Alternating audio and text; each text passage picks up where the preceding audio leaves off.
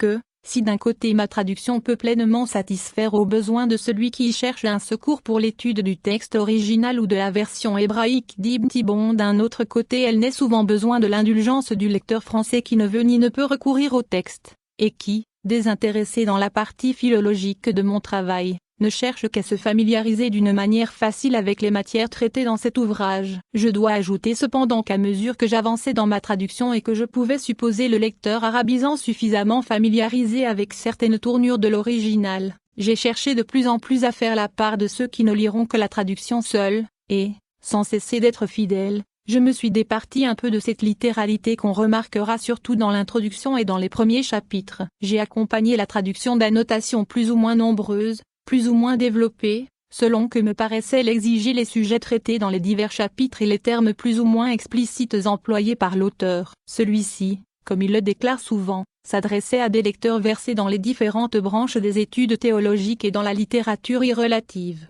ainsi que dans la philosophie du temps. Les différentes classes de lecteurs auxquelles est destinée cette traduction auront donc nécessairement besoin, pour la comprendre dans toutes ses parties, de renseignements variés qui puissent, autant que possible, les mettre à même de se placer au point de vue de l'auteur et de le suivre partout dans ses raisonnements. Aux uns, il fallait expliquer ce qui est particulièrement du domaine de l'exégèse biblique et de la théologie juive, aux autres, tout ce qui suppose une notion plus que superficielle de la philosophie aristotélique sous la forme qu'elle avait prise dans les écoles arabes par le travaux d'Al-Farabi et d'Ibn Sina. Souvent il était nécessaire de rappeler certaines opinions des théologiens juifs antérieures à l'auteur, ou même de citer in extenso des passages inédits. J'ai cru devoir donner tous les renseignements littéraires et historiques que le lecteur ne saurait facilement trouver ailleurs, et qui lui sont indispensables pour la prompte intelligence de certains passages. On ne trouvera donc, je crois, dans mes notes même les plus étendues, aucune digression superflue. Là où il suffisait de donner de simples indications,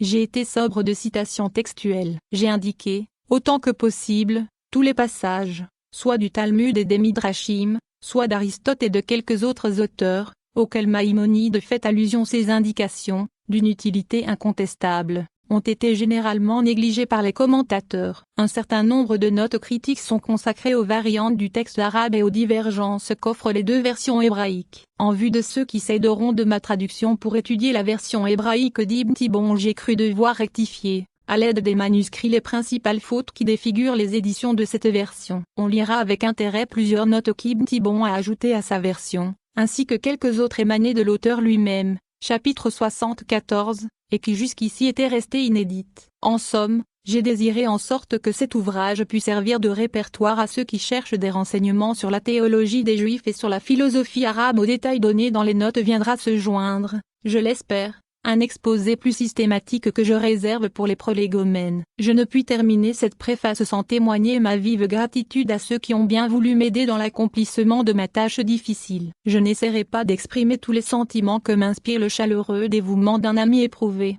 qui a plus d'une fois soutenu mon courage défaillant. Monsieur Alberco ne s'est pas contenté de hâter par son zèle l'exécution matérielle de cette publication. Sa connaissance approfondie de la langue arabe l'a mis à même de coopérer activement à la révision des épreuves du texte et de m'épargner des fautes qui, à la lecture, pouvaient échapper à mon oreille. Un autre ami, monsieur le rabbin Trenel, a bien voulu collationner ma traduction avec la version hébraïque d'Ibn Tibbon, et il a eu maintes fois l'occasion d'appeler mon attention sur les fautes commises par l'auditeur et qui devaient être rectifiées dans les notes. Enfin, un savant modeste, monsieur Clément Mulet, qui applique ses connaissances solides des langues orientales à des recherches importantes relatives à l'histoire des sciences, m'a aidé, avec une amitié dévouée, dans la révision des épreuves de la traduction et dans la vérification de nombreuses citations faites dans les notes. Je ne dois pas oublier ceux qui, avec un dévouement et une patience à toute épreuve, ont écrit sous ma dictée et m'ont fait les longues et pénibles lectures que nécessitaient mes recherches. Je paie ici un douloureux tribut de regret à la mémoire du jeune et studieux Isidore Stilleman, qui m'a secondé pour la plus grande partie de ce volume, et qui, subitement enlevé par une mort prématurée, m'a laissé un successeur également dévoué dans son ami monsieur Joseph Mistowski, avec l'aide duquel j'ai pu continuer et achever cette première partie. J'ai eu à lutter contre de très grandes difficultés en entreprenant une tâche qui peut-être est bien au-dessus de mes forces, et je sens qu'il faut m'armer de courage et de patience pour accomplir d'une manière tant soit peu satisfaisante la mission que je me suis donnée en consultant plutôt mon zèle que mes capacités physiques et intellectuelles. La gravité de cette mission et les devoirs que m'impose la mémoire du docteur illustre dont j'ose essayer d'interpréter la pensée ne me permettent pas d'abuser des droits que je puis avoir à l'indulgence du monde savant. Il est de mon devoir d'appeler sur ce travail la critique sérieuse et impartiale des hommes compétents, et j'accueillerai avec une reconnaissance sincère les observations critiques et les conseils qui me seront adressés dans les feuilles publiques ou qu'on voudra bien me faire parvenir directement. Je serai heureux de profiter de tous les avertissements pour rectifier les erreurs que j'ai pu commettre et pour en éviter de nouvelles et, si cette première partie de mon travail peut mériter sur quelques points l'approbation des savants, ce sera pour moi un puissant encouragement à persévérer jusqu'au bout, avec l'aide de la Providence, dans la carrière longue et difficile qu'il me reste à parcourir. Solomon Munk. Paris, au mois d'avril 1856.